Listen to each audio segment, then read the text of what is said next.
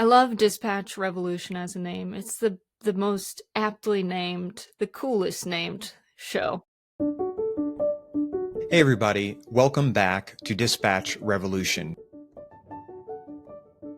where we go deep with the people who are fueling the movement, doing the work, and building community. If everyone understood the way this economy worked, the pitchforks would be out. Now you're going to notice a bit of a pattern with us. Today's guest does not come from the Democratic establishment. I am a bartender turned researcher, organizer, turned content creator, turned journalist who also makes content. Jessica Burbank is a self-made progressive influencer pushing the boundaries of new media at a time when Democrats seemingly can't figure it out. If you make it entertaining, people will watch it. We are big fans. I still feel like when I make videos, I'm organizing. Jessica's political commentary, her investigative journalism for Dropsite News, her podcast, Jessica and John, her videos on YouTube, Instagram, and Substack, it all takes politics and economic concepts like democratic socialism out of the ivory tower, out of academia, and into the lives of everyday working people. My bar manager, when I got into grad school, said to me, "Do not become so smart that you're stupid." It's a form of new age activism and organizing that is so desperately needed in the wake of the 2024 election. I've used social media as a tool to reach a lot of people at once with that kind of, political and economic education. We talk about that outreach. We talk about what connecting with working class voters can look like, what it should look like. And we talk about the state of our economic realities. The idea that a small group of rich people make all of those decisions, to me, sounds like an authoritarian economy. Dispatch Revolution sits down with Jessica Burbank. And it's been a ton of fun. Jessica Burbank, thank you so much for sitting down with Dispatch Revolution on our podcast. I really appreciate you. I know I've been badgering you for some time to come on the show, but I know you've got a ton of projects. Stacey hasn't been badgering me. I've just been slippery, but it's good to be on and talking with you all. So talk to us a little bit about what you're doing on socials. Obviously, we're going to drop your handles. You've got a podcast. You are on Substack. Talk to us about sort of what you're doing on all of these different social media channels. I like making skits. I remember when the Bernie campaign ended and COVID really hit us hard. We went from being in the field and knocking doors and talking to people about a hopeful vision for the future to everybody's inside. We're not having those conversations. We kind of lost this really great radical community, and it was like whiplash. And I was scrolling on TikTok, which I think a lot of us young people were doing, and I saw folks doing these skits where it's someone talking to themselves and in different characters, sort of back and forth. And I was like, well, we could do an organizing conversation like that. And everyone was up in arms about COVID-related inflation. Where is it coming from? Has the government spent too much money on stimulus, which I thought was really necessary? And so I made a skit about it, and it got like 100,000 views. And so I learned that if you make it entertaining, people will watch it, even if it's nerdy political economic talking points. It works. Social media is still my favorite thing I do. I still see it as my main thing, even if I'm doing the other work. And we started the Jess and John pod pretty recently because after this election, when people were talking about right-wing dominance in social media and the need for a Joe Rogan of the left, I was like, this cannot be a neoliberal. Like, we cannot let this figure be someone who doesn't understand the working class in America. So we were like, it's our turn to talk. And so me and John Russell, who really focuses on working class reporting, get together once a week. We talk about what's going on in the news. It's very much like we're in a bar grabbing a drink together talking about this stuff. So we keep it casual, but it's been really rewarding. That's wonderful. And you're off to a wonderful start. What I want to get into You have a unique perspective. You talk a lot about working class politics. We talk a lot about working class politics and the economy. And you do it in a way that's really accessible. But for folks who may not know, I'd have you let them know. You bring your educational background is in this stuff. So talk a little bit how you are able to marry your experience, your working class experience growing up, with an elite educational experience. How do you make those two worlds work for the audience you're trying to reach? Yeah, when I was bartending, paying my bills with the money I made from it, like it was a full-time job.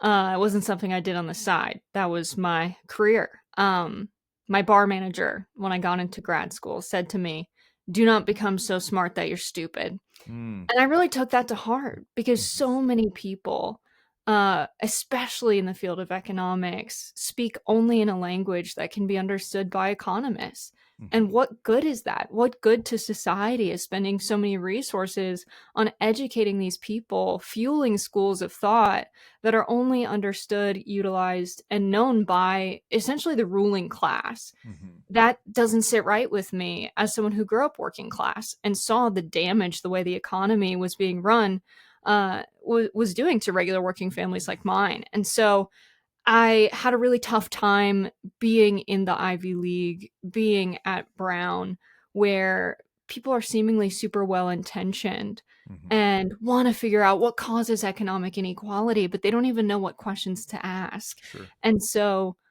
I think the number one thing I could do was not try to change the way they do their research, but just try to make the information that I learned about the economy something that everyone understood, Mhm, because it is these are concepts that can be understood by everyone. You can teach this in K through 12 education. mhm, They choose not to, mhm. because if everyone understood the way this economy worked, the pitchforks would be out. Right. And so I'm I really value the education I have. If I could go back, I would still go there, even though it was a lonely time. Mhm. But that knowledge, everything I learned, is what I bring to the videos. So I love that, by the way, and I'm so grateful for you. What it feels like you're doing is translating the very leftist economic socialist policies that have long existed in the ivory tower and have long existed in the pages of the great thinkers.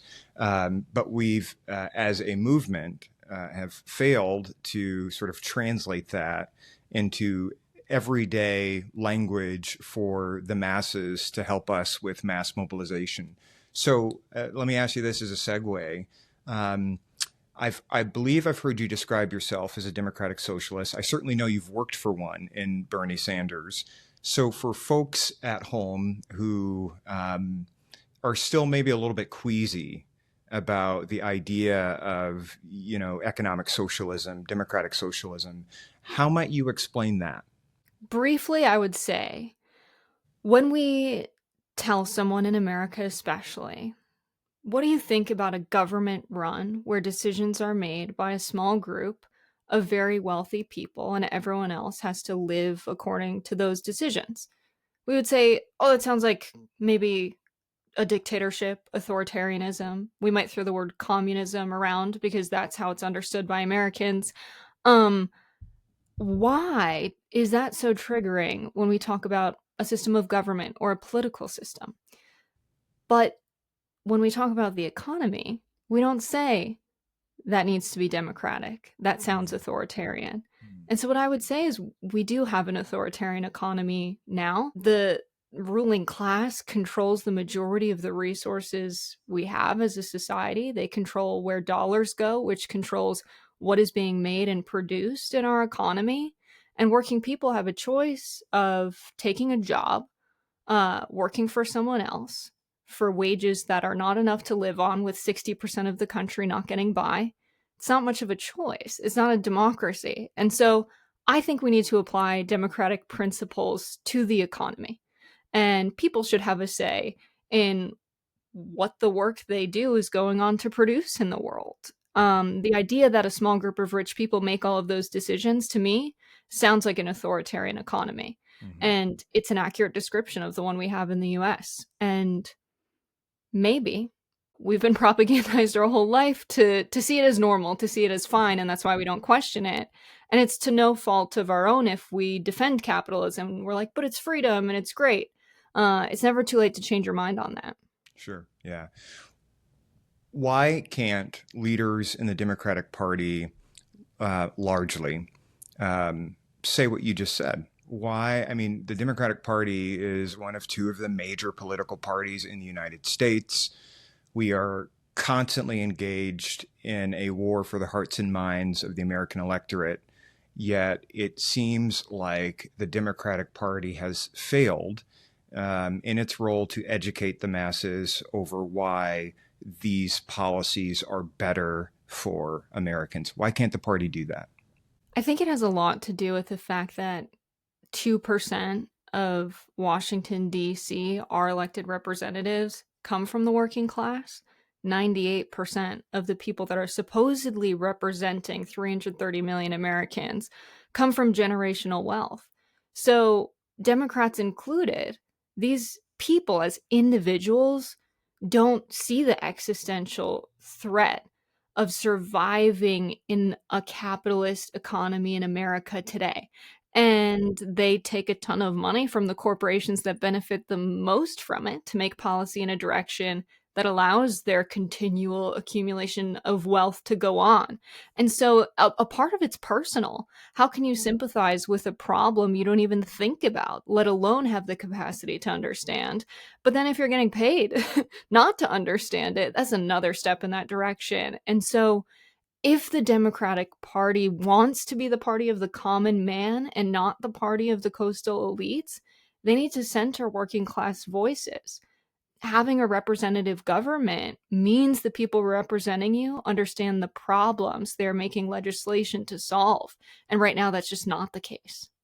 Yeah. There are two members of Congress, at least, who are on a national tour talking about the oligarchy, talking about democratic socialist policies, and criticizing current power structures in the U.S.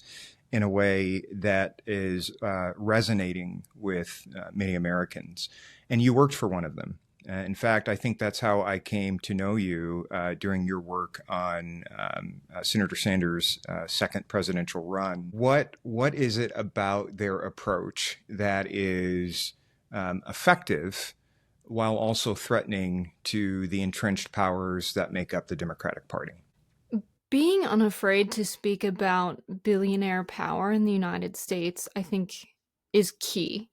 There seems to be, some folks in the Democratic Party that are afraid to say this amount of wealth is too much. They want to say, no, you can have as much wealth as you want. You earned it fairly. You worked for it.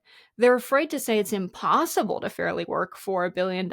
And so I think it's just AOC and Bernie have been willing to say, yes, our country is controlled by oligarchs. Yes, the billionaires are a problem, and that's it. And in a political movement, a political party, I really think that if someone doesn't agree with you on that key point, we're at the stage of American history where that means you're not on the same team. Hmm. And so I'm really watching them, hoping this turns into a movement where they're running independent candidates because we saw Dan Osborne, who ran as an independent in Nebraska. He is an independent. He's a mechanic, a working class guy. He ran on raising wages, better healthcare, standing up to corporate America. He outperformed every other candidate, including Democrats, running in a district expected to go to a Republican. Hmm. And if he can do that against Deb Fisher, I think AOC and Bernie leading a movement, it doesn't have to be starting a new party. It can just be pushing independents to run on this very populist anti-corporate agenda. I think it would be incredibly successful. I know one of the younger leaders of the DNC, David Hogg, has been saying something similar and has ruffled a lot of feathers. You said it doesn't need to be another party, and I agree. So we need to be able to challenge folks who are asleep at the wheel, as some have described it. We need to be able to challenge folks who aren't courageous, who aren't serious and centering working class politics. So we need to be able to do that. What are some of the other things we have to do as a Democratic Party, as a progressive movement, to win these offices, but more so to make a difference in the lives of working people? Nathan Sage, who's running here in Iowa, who has announced to run against Joni Ernst for Senate, he put it in an interesting way in an MSNBC interview where he said we need to tear the Democratic Party down to its studs and rebuild it. And I think anyone engaging in Democratic Party politics should be a part of that movement if they want to see change in this country. And that might sound scary, and you might be new to politics and see the Democrats as the good guys and the Republicans as the bad guys right now. And it takes some more time in politics to see the layers and everything that's going on, but show up just to a normal Democratic Party meeting locally near you. I forget who I listened to say this, but this is not my original idea, is what I'll say. But if you go, a lot of the people in these meetings are incredibly old. They don't have energy to do the necessary work to build up the party where it's dying out. They don't know how to use NGP Van, the most basic organizing tool to do voter outreach and voter contact. Meanwhile, the right has an insane data-driven organizing mechanism to reach people online. We don't have that. We don't even know how to use a plug and play interface to make voter contacts, let alone manage huge algorithms on a regular basis to turn people towards our agenda. A part of that is the difference in resources, but it's also a choice of what you're investing your time in. And if we have more young people showing up to these meetings everywhere, then there's more of us than there are of them. Then we can very easily take over the Democratic Party. Although you might have a distaste for how they've acted in recent years, it can be a totally new party within the next year if we all do that at once. I think you're absolutely right. And this is one of the first times I've heard a critique about the internal organization of the Democratic Party is that we, the folks that are charged with doing everything, and kudos to those older folks for showing up to do something, to do what they can. I think folks want to believe that the constitution of the Democratic Party is young people who are tech savvy. They think of in 2008 when Barack Obama revolutionized the use of social media. He was the first social media president. And now you're saying internally, we are being outmatched by a Republican Party that is heavily investing in new technologies and social media outreach and is empowering young people to talk to their peers about whatever conservatism means today. That feels different from the narrative I've heard about the Democrats versus Republicans. But let me ask you this. What do you think makes the Republican brand exciting at all to young people? Yeah, I think particularly young men, unfortunately, right now are their target. Um, Growing up in a world where you're inheriting all of the gender inequities and the baggage that comes with them, it can be a lot to be a young man and be like, wait, I'm being blamed for how my male ancestors set this thing up. I don't agree with how society is set up. Why am I being blamed for everything? And the outlash to be a party that's giving you this message that it's not your fault, you didn't do anything wrong. In fact, we really like you. We think you're great, and women shouldn't be so mean to you. It's easy to find a home there. And so Democrats have not even realize that this perspective exists out there in the world among younger generations. They've relied on, well, there's climate catastrophe coming, there's gun violence in schools, we're good on climate, we're good on guns, we're going to win the young people. It's much more complicated than that. And so I think the Democrats have underinvested in a winning agenda with young people because they've assumed they had it in the bag, which is time and again repeated mistake of the Democrats. But I think that's really central. Republicans also have this hugely funny populist figure, and most people don't pay attention to politics deep enough to see how nefarious a lot of Trump's actions are. And so the blindness of being deeply engaged in all of his legislative, political moves, executive actions, what he's actually about, you assume that that knowledge is in everyone else, and it's not. And Right. sometimes it's not that deep. Sometimes he's just like funny and populist, so they like him.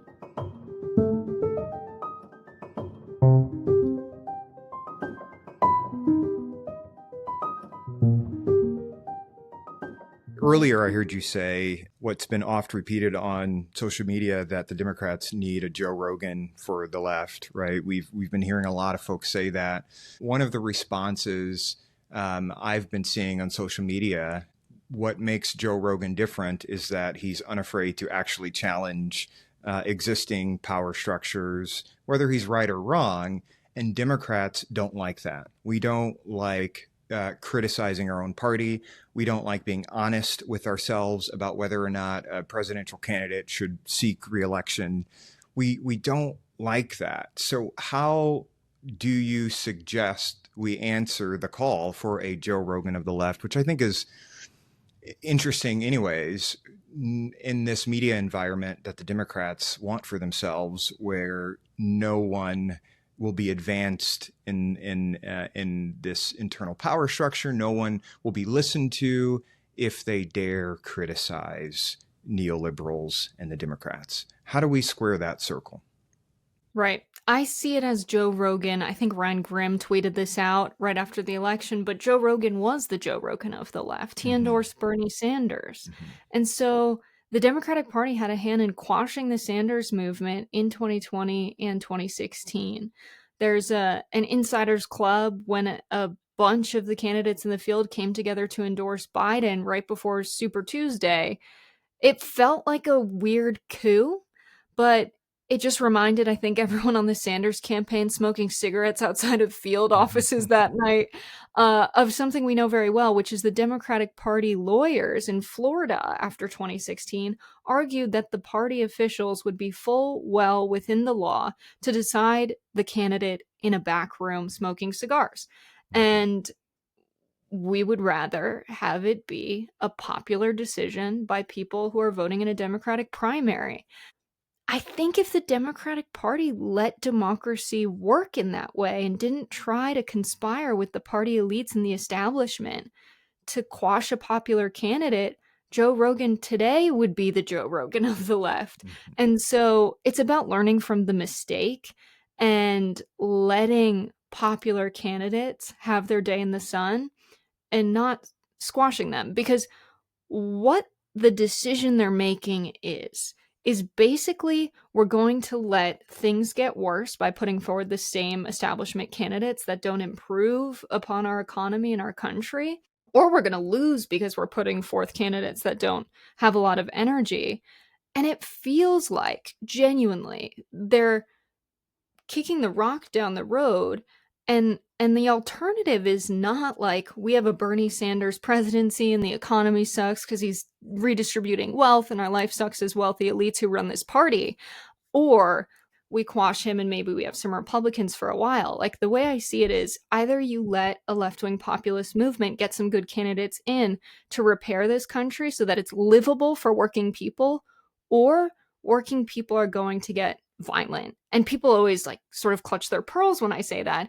But in every society in human history where economic inequality has gotten this bad, I don't think it's ever been as bad as it is in the United States today. There has been a violent revolution. What do you think is going to happen when you deprive the public of access to make a living and provide for their kids? And I think a lot of people that are not in touch with the working class on a day-to-day basis don't realize how commonly violent revolution is talked about as a possibility.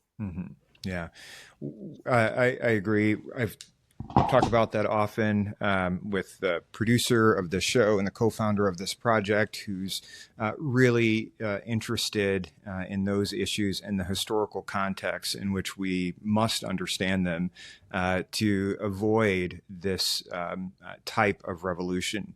So if we were to course correct and we were to start doing things right, what would that look like, and where would we end up, in the next 15 to 20 years, the next generation?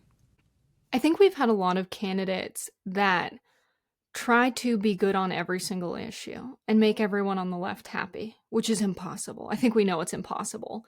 Mm-hmm. But the kind of polite, progressive message that we saw get the squad elected is no longer one that resonates with the American public to the extent that it did back then. And even a lot of the members of the squad have changed the way that they talk. But I think progressives still tend to run on that kind of platform of a positive, polite message, but we're asking for some big change. I think now's the time to be incredibly blunt.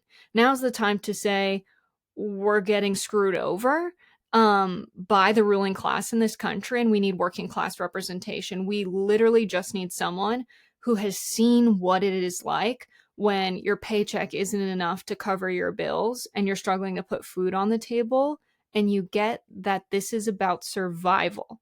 Once you experience that and you go to Congress, you go to DC, you're a lot less likely to make a trade to be a little bit more comfortable for yourself right now. When you know what's on the line with the policies that are being passed, you can see how these very abstract decisions are in fact violence. Whereas if the progressive movement is putting in candidates that are politely asking and don't understand that it's about survival, they're more likely to get into Washington, get comfortable, and not fight as hard as they need to for the progressive movement to be one we can build on, one that can have popular support among everyday working people. I think also we use language that is a little bit too educated, a little bit too high up, policy wonk type language. We need to make our conversations accessible. And even yesterday, I was on a live stream, Talk Tariffs to Me. And I was talking to my partner, this is going to get people who are politically engaged on the call, but I don't think an everyday working class person sees that and thinks this is my community, they get me. But if we called it, two senators tell us why everything's still so expensive, that might get working people engaged. They know what that's about. It's in words they would use every day. And Mm-hmm. I think that's really key. You can't be popular using language that belongs to a small group of people in the country.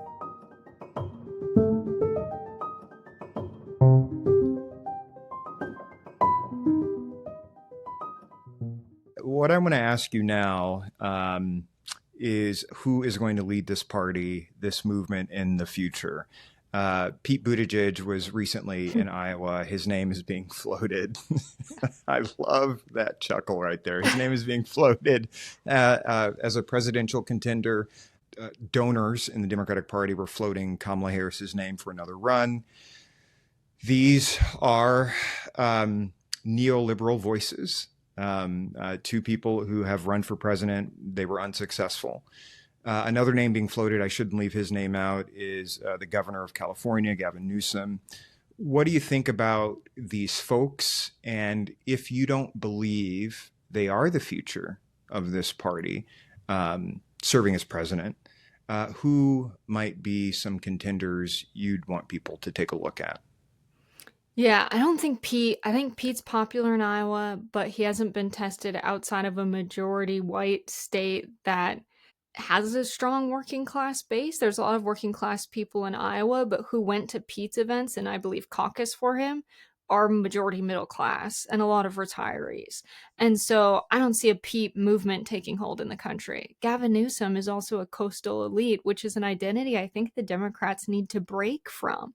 And Mm-hmm. so, yeah, anyone who's a neoliberal and is well educated and comes from a family that is well educated and doing well financially is unrelatable, is not someone people want to vote for. And that's weird because who do we have on the other side? We have Donald Trump, who comes from a real estate empire, who's engaging with people. And so it's not just that they grew up with money, it's that they grew up with money and they act like they grew up with money. Donald Trump talks a lot more like a regular working class person than any of those figures in the Democratic Party. And so I think it's got to be someone who has roots in the American working class, and it might be someone we haven't heard of yet. We really want someone who's like us.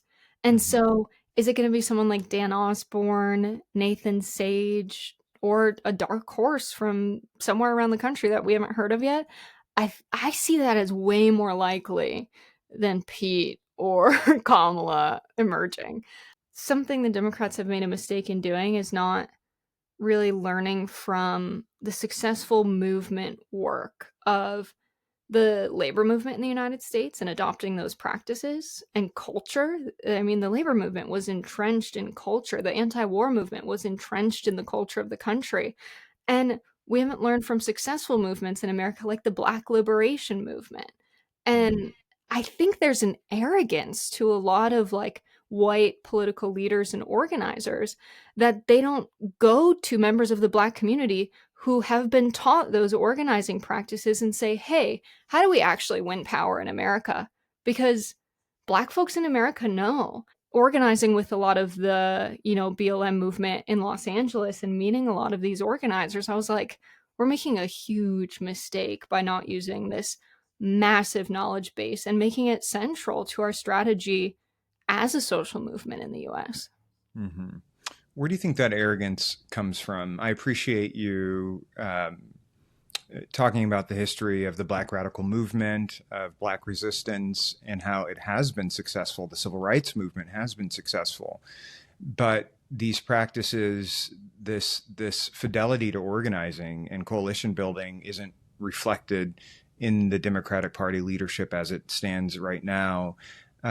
It almost feels like they want your votes, but they look down their noses at you. And this is a similar feeling I felt from a lot of Democrat elites when Bernie Sanders was running for president, and he was mobilizing all of these people in all of these different states, but yet and still the Democratic Party wanted nothing to do with it. So, how do we instigate change? And how do we continue to do this at scale? Because Bernie Sanders isn't going to be here forever. How do we continue to do this? How do we make this fidelity to organizing more widespread in our party? Yeah, I think the arrogance comes from like a kind of casual white supremacy. A lot of Mm, people think, I vote Democrat, I support equal rights in America. Um, but they harbor different feelings across race. Part of it, maybe, as someone who grew up in a white minority town. So we made up a lower proportion of the racial groups. Think I see race a lot differently than someone who grew up in a town that's over 70% white. Um, in a major way, I can tell when I talk to people if they grew up around people of color. It's obvious when it's the kind of racism where they don't see Black opinions as valuable, right? mhm, But then they'll go on to say, well, of course I support their equal rights under the law. But you don't see them as the mhm, same status as you just because of the color of their skin. That racism, that casual white supremacy is all over the Democratic Party. And I mhm, think just being unafraid to call that out is really important. And when someone is shutting down an idea or a person, we need to ask why. That's a good idea. Because I think a lot of the times, if it came from someone in the room who was white, it would be mhm. understood in a different way by a lot of people Yeah, in the room. yeah, And that goes for even within the socialist movement. And yeah. so I think it's just got to be, when you see something like that happening, a ruthlessness of calling it out, but also us interrogating within ourselves as progressives. Cornel West talks about this a lot, but if we grow up in a sexist, racist society, we will have racism and sexism within ourselves, even if we are someone who is Black, someone who is a woman, because we're taught it from the time we're little kids. And just realizing that and being open about it and talking about it and realizing that this instinct is not something that's naturally in us, it's taught, is really important. And I think that it's not just about like the Black liberation movement in the United States, but if we look at people like Patrice Lumumba and Kwame Nkrumah, who literally led nations to become free from colonial rule, if we really want a country by and for the people, that's who we need to be taking notes from, not Soc Dems in Europe. And so I really think people just being willing to bring those ideas into everyday conversations and just say, well, what's worked before? We need to do what's worked before. Mhm. You don't have a lot of figures to point to they are Black Pan-Africanists who fought colonial rule. And Hmm. so I think we just need more of that in the progressive movement, people being honest about racism and being honest about who we need to learn from, which is people who have proven to win.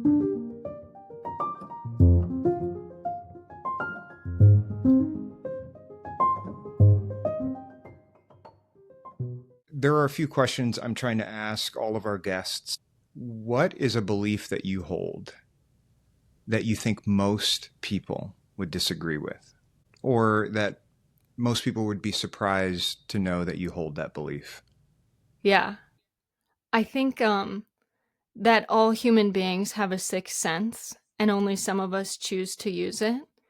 I fully believe that, like, your intuition, I don't know where it comes from, but I think it's very real.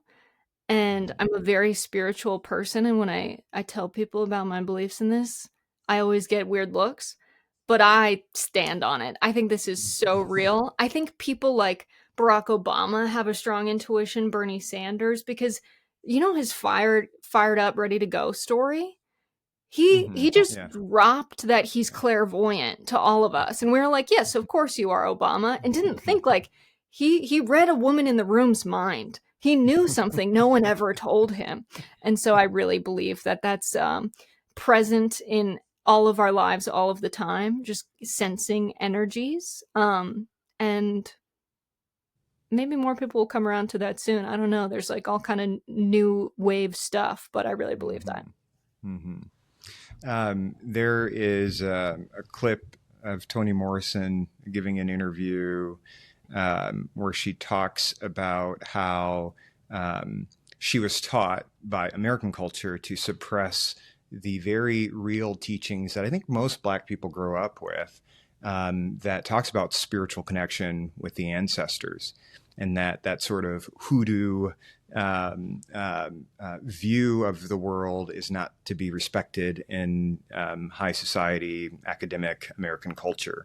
But I hope that there is a reawakening to those very real, intuitions, spiritual connections in the case of the Black tradition, because it is powerful. It really, really is. So I appreciate you for bringing that up. I love that. What is one of the biggest lessons about power that you've learned? Hmm, let's think. I think as an organizer, there's a lot of power in learning that your circumstance is not the fault of your own. I was not at all a confident person because of how I grew up. I thought working class people were poorer because we were dumber, not as good at doing the economy as our counterparts. And then when I realized that it's all by design, I realized we don't live in a full meritocracy, that the people in charge are just evil. And actually, a lot of working class people have chosen not to have more money and power because they don't want to oppress others. They would rather live a simple life close to their moral values. And power does not equate wealth. And so in learning that, I became more confident because I'm like, oh, these guys are actually just the worst. Like, they're not powerful Mhm. because they're uniquely amazing humans. And Mhm. so learning that, I think, changed my life, and trying to Mhm. make other working class people have that realization is a big part of the work I like to do. Because it doesn't just change their view of the world and build a political movement, but it changes their life for the better to see things in that way. And Mhm. that brings me joy to know that, you have that positive impact on people's lives, even if we're not having, like, big political wins. Yeah.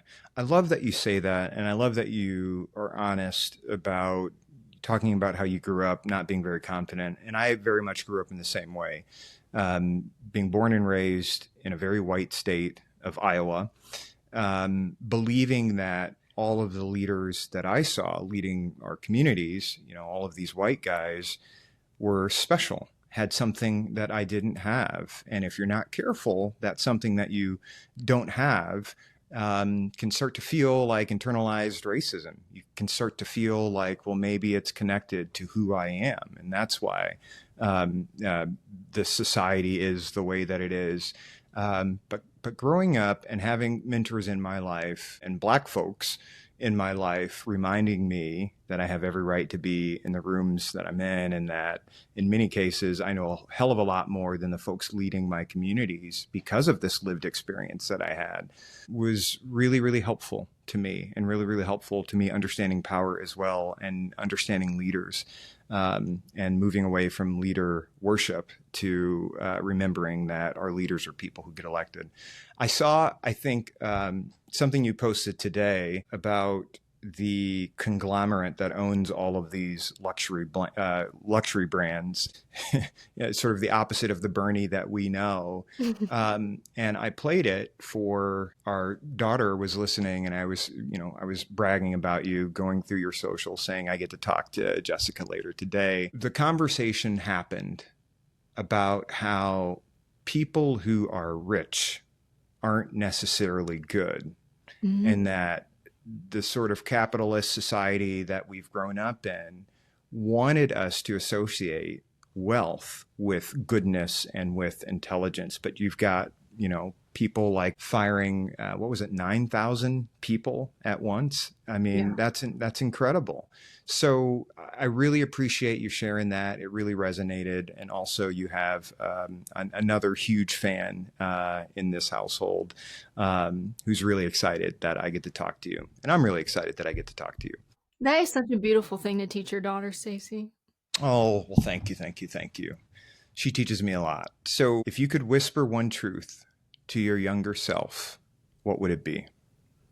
Oh, she's so stubborn and doesn't listen. But I might just say like everything's gonna be okay. Mm, I'm such an anxious person, mm, and God, there's so many times where I was so worried about things that ended up being no big deal.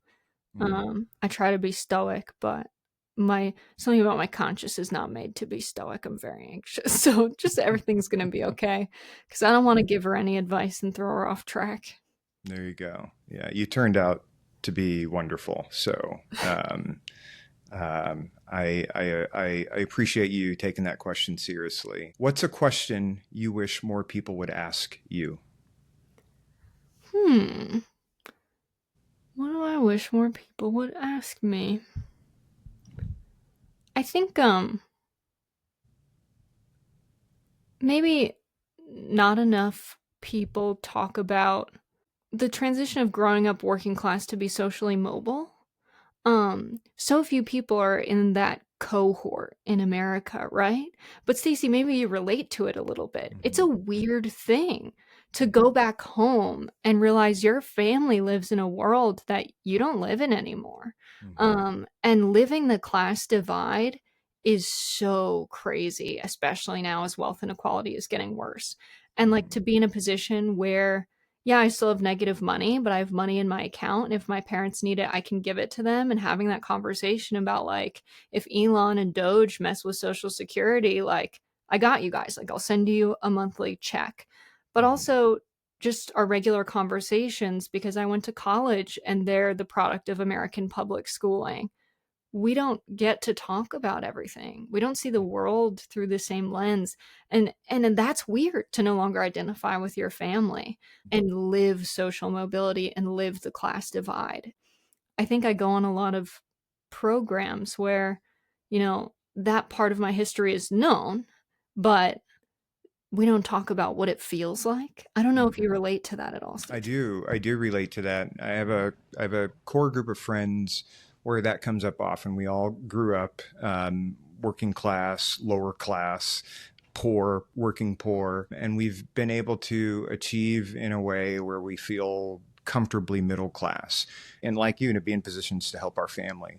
And particularly as African American men, my friends and I, we chat about how different one generation makes in terms of what the family prospects look like, knowing that for nearly all of us we are descended from slaves, and people who were talking about people fundamentally locked out of economic prosperity and social mobility. I mean, these people weren't treated as humans. I have a great grandfather whose freedom was purchased, And this is like a thing that we obviously still talk about in our family, that my grandparents have memories of this person when they were young. A stark reminder of how close all of this craziness really is to us. And to go a few generations forward to see people who are able to marry whoever they want, are able to travel the world freely, and are have found a way to advance, to experience the American dream, as it were. So it's a very real conversation. It is very weird. I'm very grateful for the position I've been able to achieve and security I've been able to provide for my family. But it's very weird, and it's a conversation that happens often in my friend group. So I appreciate you bringing that up. We talk a lot about liberation. Particularly on this show, I know you talk about liberation. What does liberation look like to you? Liberation for this country, for the world? It looks like everyone having what they need and some of what they want. That's what Dr. Melina Abdullah talks about a lot in the BLM movement in LA, so that's credit to her. But I think that's the best description of it. Um, Everything you need and some of what you want. I mean, to me, it also means having community, because I think the biggest thing about living in a capitalist society is the forced individualism and the loneliness of that. And I think the struggle that we're all in is what produces that. So having everything we need and some of what we not want, I think will resolve a lot of that. It means truly having a government and economy by and for the people that's, democratic in every sense. I think that's the only system that can produce a world where we have everything we need and some of what we want. So that's my concise answer. Yeah, that's a beautiful answer. And I think we can wrap with that one. And so with that, thank you very much for joining us. We've recorded several conversations now. This has been one of the best. I really, really mean that. And I really, really appreciate you. Thanks, y'all.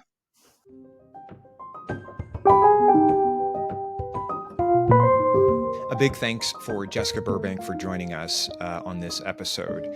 You can find her work at Dropsite News and hear her on the Jessica and John podcast.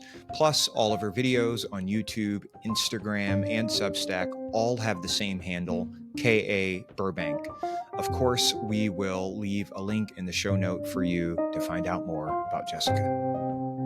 And thank you for listening. Dispatch cannot happen without listeners like you. So please subscribe and follow on Substack or wherever you get your podcasts. And if you're not a paid subscriber, please consider becoming one. We currently do this on our own time and our own dime, so all of your support will be gratefully received. I'm your host, Stacey Walker. A big shout out to my editor, Alios Cienfuegos. You can read more of our essays and check out what's happening at our Substack, Dispatch Revolution. Good night and be encouraged.